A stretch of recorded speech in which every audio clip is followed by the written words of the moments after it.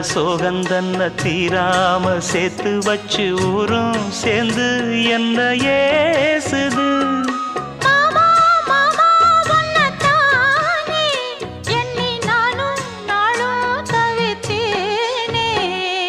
கூண்டுக்குள்ள என்ன வச்சு கூடி நின்ன ஊற விட்டு கூண்டுக்குள்ள போனதென்ன கோலக்கிளியே.